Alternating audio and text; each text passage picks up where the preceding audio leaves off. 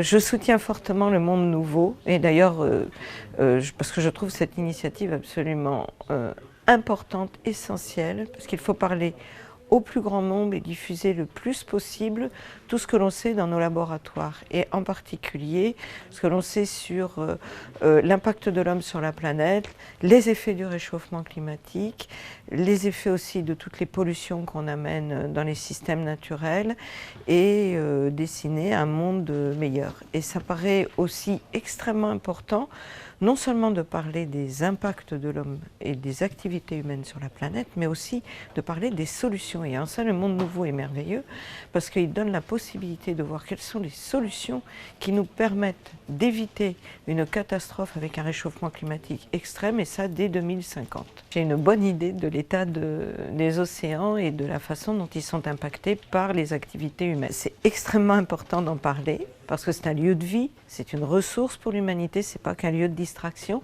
Et les océans aujourd'hui, eh bien, ils chauffent, ils encaissent 95% des énergies en trop qui sont produites par l'humanité dans ses activités quotidiennes.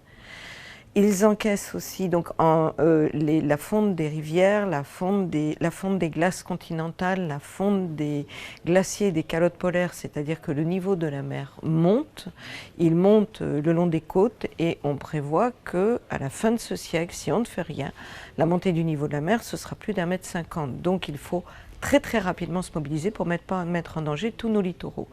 Et puis l'océan, on le prend un petit peu pour une poubelle. Et donc on envoie des déchets et tout le monde a entendu parler des continents plastiques, des microplastiques, mais aussi les métaux lourds, mais aussi les perturbateurs endocriniens. Donc il faut se préoccuper de sa santé. Et enfin, les océans aussi, c'est une ressource de pêche, mais on a tendance à trop pêcher et à prendre la ressource comme étant complètement infinie, alors que notre ressource nutritive, si on veut qu'elle perdure, eh bien, il faut faire une pêche beaucoup plus raisonnable et limiter donc notre pression de l'humanité sur cette très belle chose qu'est notre océan, qui couvre quand même les 3/4 de notre planète.